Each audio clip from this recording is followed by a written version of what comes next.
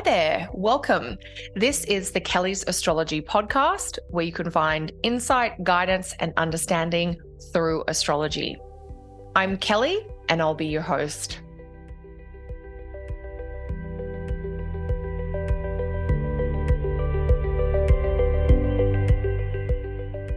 Hey everyone, super exciting news this week. We have a major planet on the move. Expansive Jupiter is going to change signs, moving into Gemini on May 25th or 26th, depending on whereabouts in the world you are.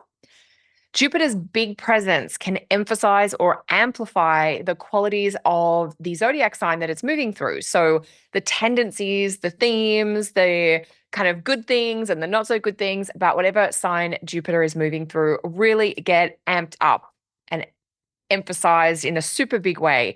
And so that means over the next 12 months, Jupiter is going to be amplifying and expanding those Gemini qualities of curiosity, adaptability, and versatility. There'll be a couple of things we need to keep an eye out on because they might be a little more challenging, and I'm going to get into them as we go today. Jupiter has an almost 12-year cycle through the entire zodiac. And that means that it's been more than a decade since Jupiter was last in Gemini. Jupiter tends to spend about 12 months in each zodiac sign, which means every 12 years, Jupiter will be back in the same sign that it is now or that it was then. And so the last time that Jupiter transited the sign of Gemini was from June of 2012 through to June of 2013. Jupiter is coming into Gemini now, late May of 2024, and Jupiter will stay in Gemini until mid-June of 2025.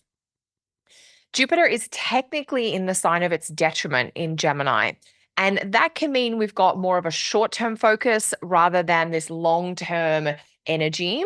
And we've got to keep that in mind as we are navigating life over the next 12 months.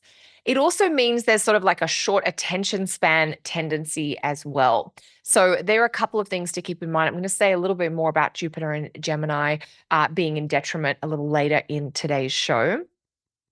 There really is so much that could be said about Jupiter and Gemini. And so I won't be able to talk about all of that today, but I do want to cover a few of the main themes, some of the qualities of energy, some of the topics that might be highlighted, and also, of course, give you some tips about how to make the most of or work with this energy over the next 12 months. Before we go any further, my next webinar on June 8 is all about a planet in detriment. If you'd like to understand this scary sounding technical term a little bit better, if you'd like to explore how to work with a planet in detriment, I hope you'll join me on June 8. I have some great examples to share showing you how, for some people, a planet in detriment can actually be their secret to success. You'll also learn when, how, and where in life a planet in detriment might describe an important challenge to be aware of. Pop over to my website, kellysastrology.com, to sign up if that's something that you are wanting to learn more about. All right, team. So let's start with the basics and cover some of these core themes of Jupiter and Gemini. This is, of course, a super curious placement. So the general tendencies of Gemini just get more amplified. They get louder. They are everywhere you're looking. And so that means that you're going to be asking questions. Jupiter and Gemini is like, what about this? And why not that? And how could this be? Or how could this be different? So the questions that are coming through can be a lot about systems or patterns, maybe habits or tendencies, even scheduling kind of things that are going on that maybe don't work as well as they could, or that aren't as diverse and varied as they might be. And that's speaking to the questioning nature of Gemini, but also the fact that Jupiter is in detriment in Gemini. And when a planet's in detriment, it's aware of what doesn't work well or what could be done better. And so some of the focus in Jupiter and Gemini is bringing our attention to what I describe as like the flaws in the system or a crack in the foundation. You know, things are not going to fall apart now, but maybe we're not on the great track that we thought we were. And we need to have some thoughtful, intentional questioning and examination about that, and then look at what options for solutions might exist. Jupiter usually goes for wisdom and understanding, while Gemini, of course, prefers facts, information, and interaction. So, Jupiter in Gemini to me is a little bit more about breadth rather than depth, as if we're kind of looking at like a wide range of things. We're looking at the whole big picture. We're maybe on the surface. There's this piece and that piece and this piece. And we've got a kind of basic sense of a variety of topics and themes. We're not necessarily ready to go deeply into one thing or another. That comes on a future transit of Jupiter.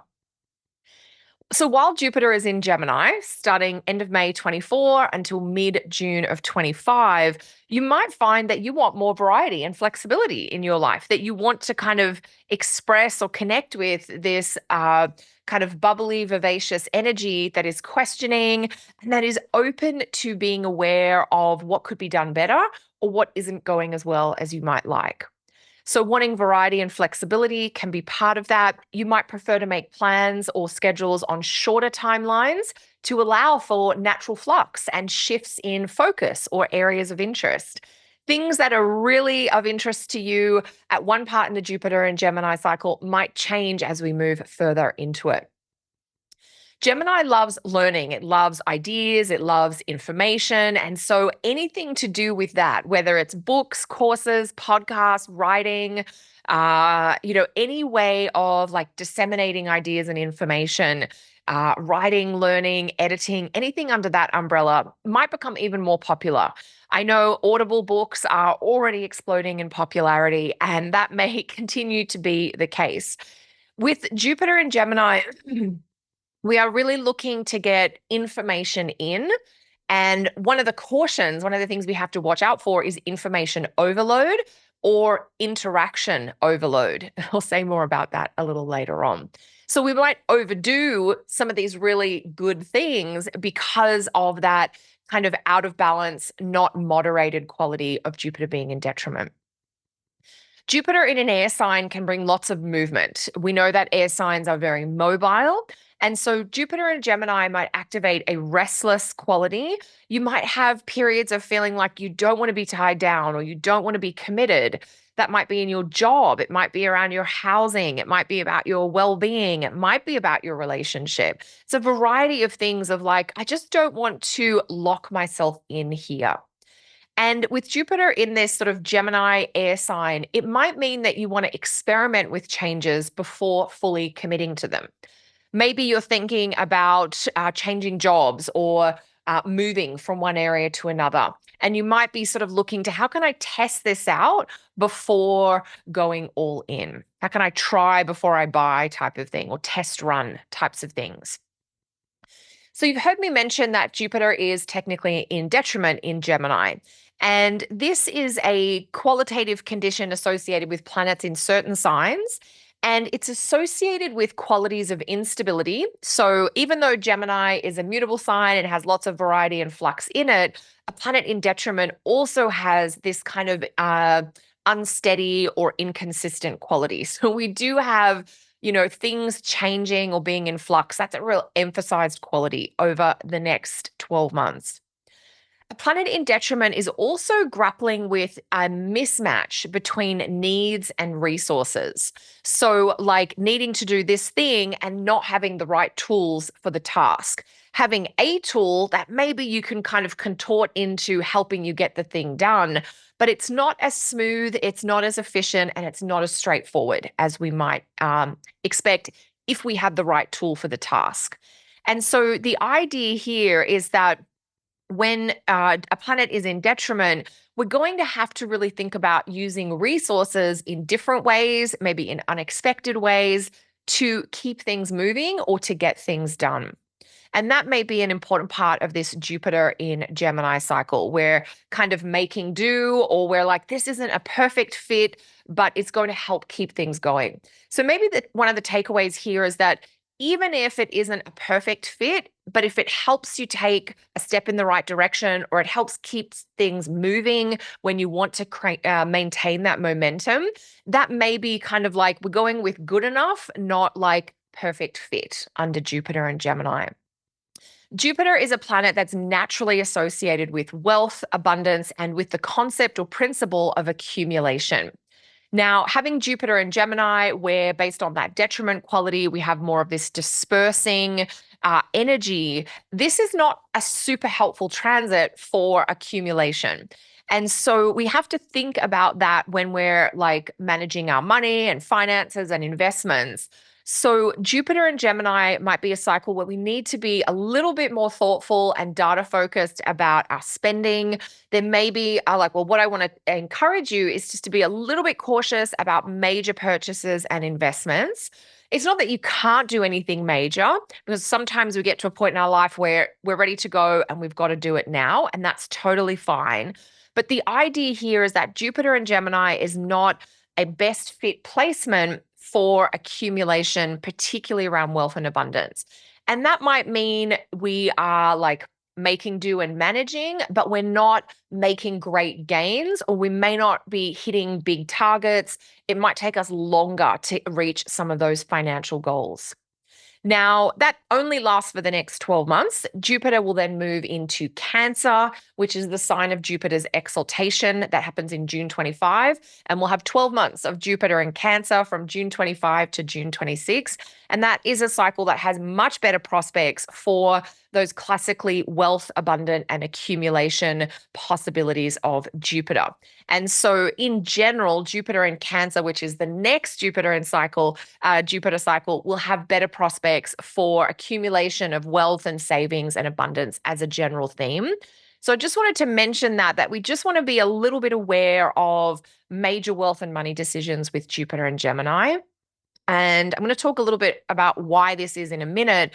But things that have really long-term goals are going to be important. It's the short-term sort of impulsive, maybe lifestyle experience things that we just want to be quite considered about if we can, because the tendency with Jupiter and Gemini is just like try, which can involve spend, and then feel like, oh, I haven't actually gained the improvement or the benefit that I thought I would from that. That's kind of where that piece is coming from. While Jupiter is in Gemini, it's going to be ruled by Mercury. And that means whatever's going on with Mercury is going to have a huge impact on Jupiter and Gemini. So Mercury's transits become extra important when we're thinking about Jupiter while Jupiter's in Gemini. And that might mean we might have some more classic Mercury retrograde snafus over the next 12 months. So when Jupiter's in Gemini and then Mercury goes retrograde, that Mercury retrograde energy is going to affect Jupiter as well. It can also mean that we want to pay attention to the sign that Mercury is transiting through, because that is going to provide clues as to maybe the more stable or the more erratic parts of that longer Jupiter and Gemini cycle.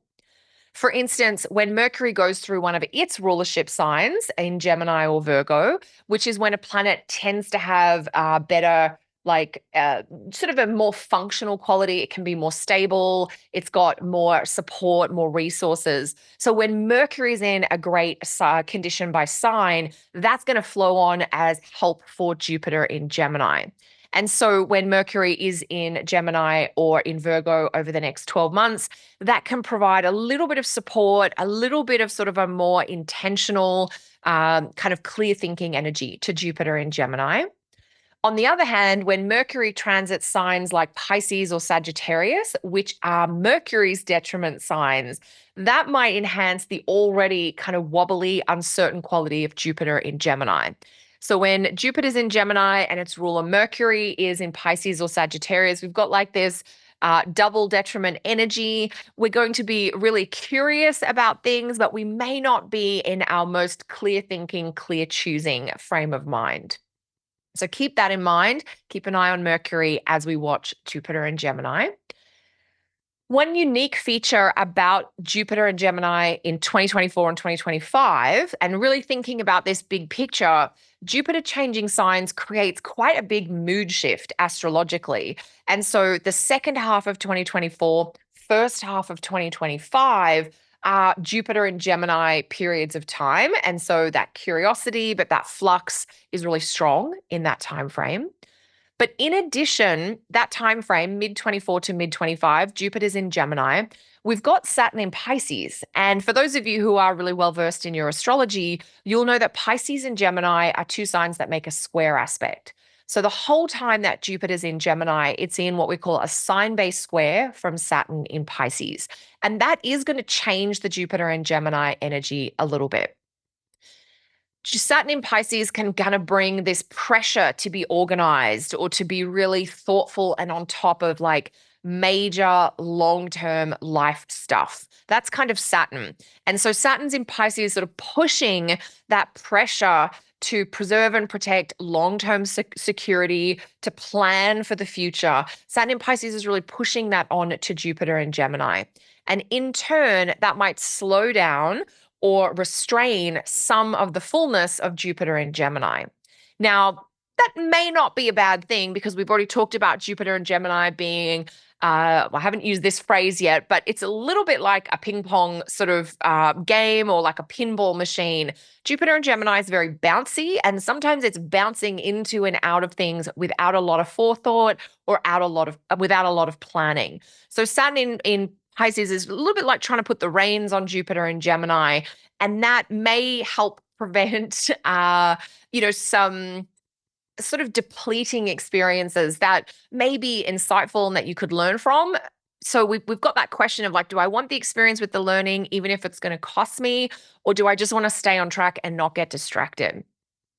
And this longer square pattern between Jupiter and Gemini and Saturn in Pisces, it does indicate themes of adjustment. We're constantly sort of checking in, working between maybe different priorities, different people, different parts of our life that are, kind of in this deep conversation and negotiation. So that adjustment between this versus that. The energy of Saturn applying to Jupiter in Gemini means that we've got themes of like, okay, I need to consolidate. I need to stay focused. Maybe I need to downsize before I expand, for instance.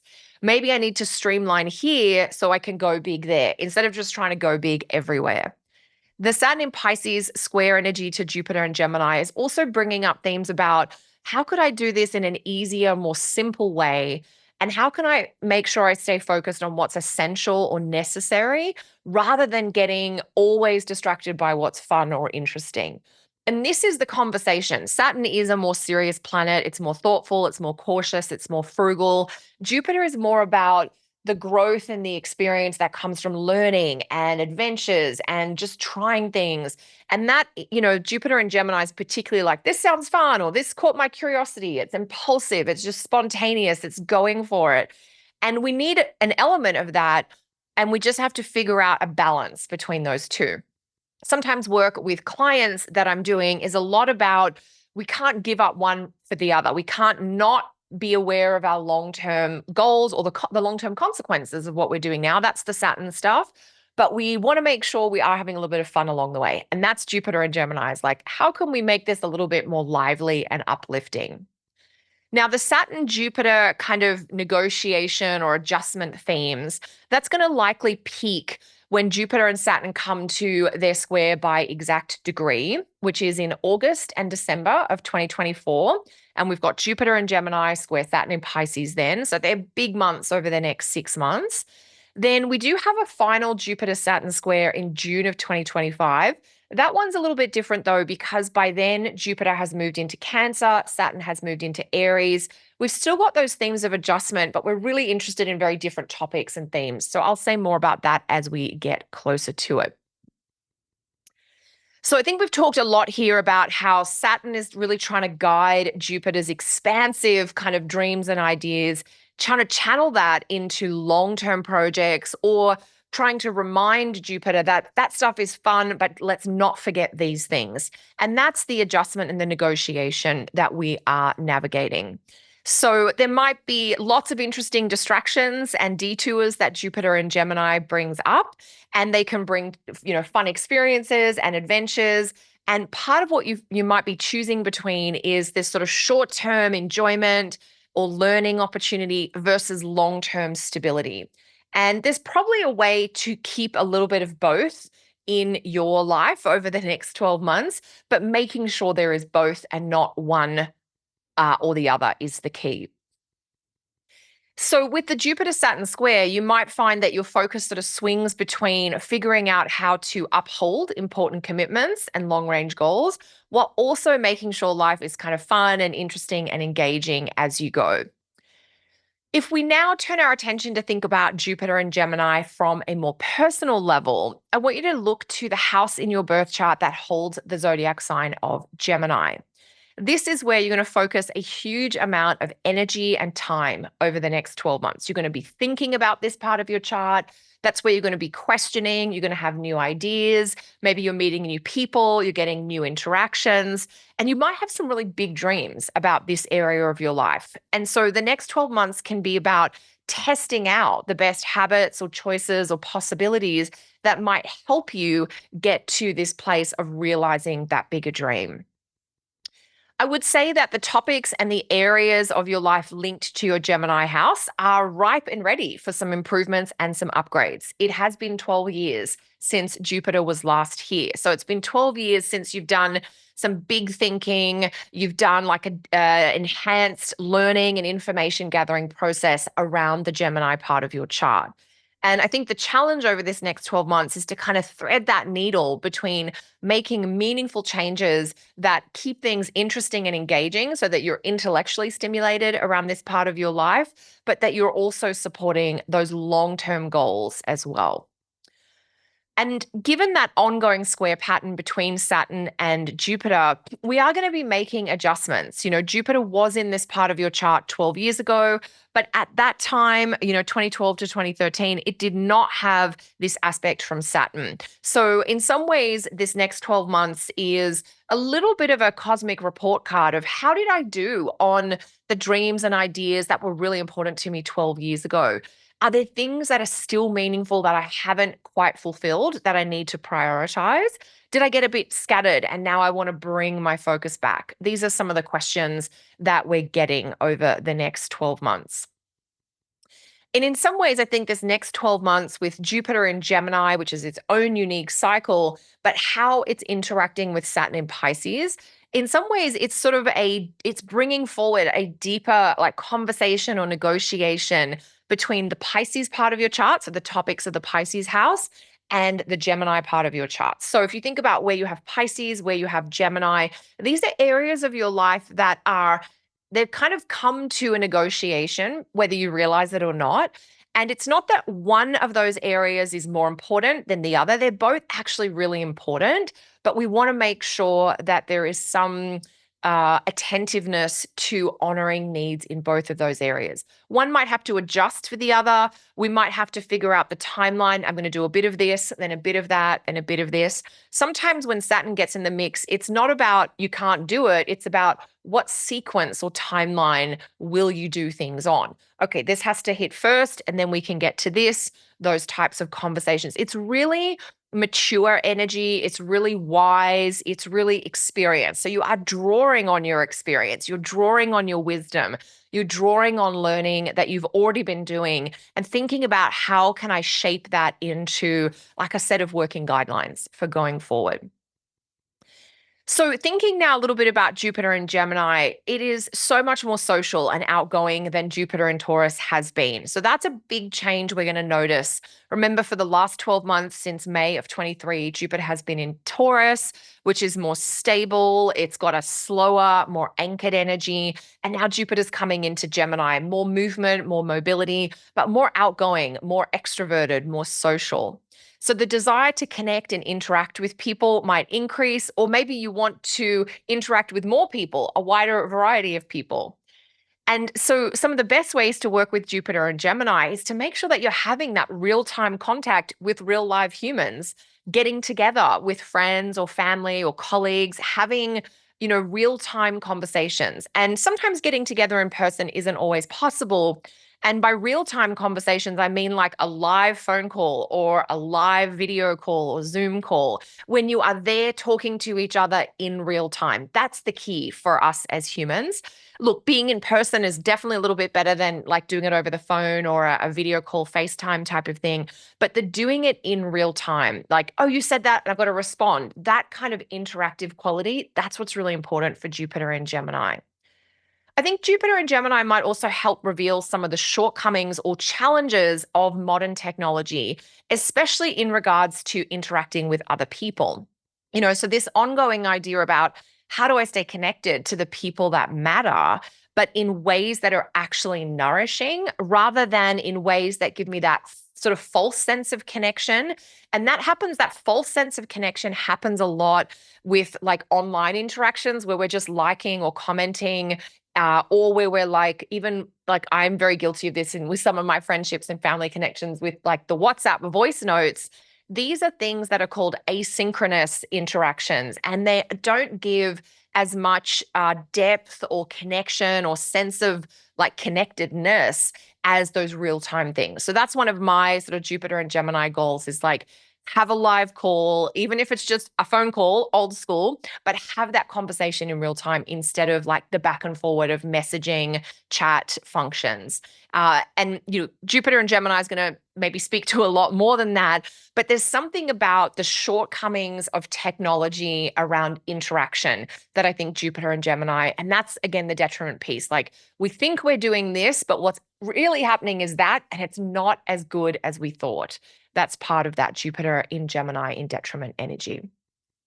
Now, there is always so much more that can be said when a big planet like Jupiter changes signs.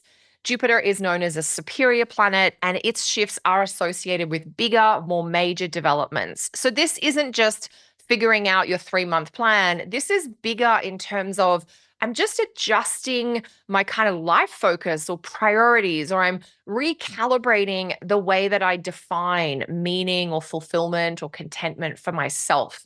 So these are big things. They're more existential things that come up when Jupiter changes signs. So we've got a whole 12 months to kind of explore in to some of the questions around meaning, that type of thing.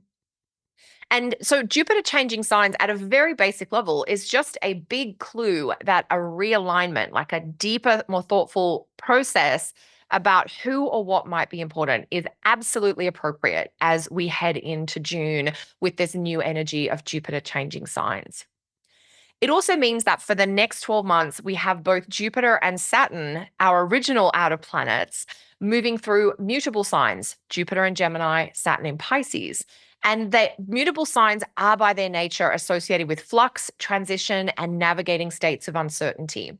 You might have noticed, or maybe you've been taught if you've studied astrology, that the mutable signs are connected to the last month in the season. So the last month of summer, we have the sun in Virgo. The last month, at least in the Northern Hemisphere, the last month of winter, we have the sun in Pisces. So we know that when we get to that last month in a 3-month seasonal period, things are starting to fluctuate. Nature is like, here's a taste of what's to come, but we still have to finish. We're not done with where we've been. And so having 2 planets in these mutable signs is a clue that we're starting to reach into what's next, even if we have some loose ends to tie up from what we've been doing.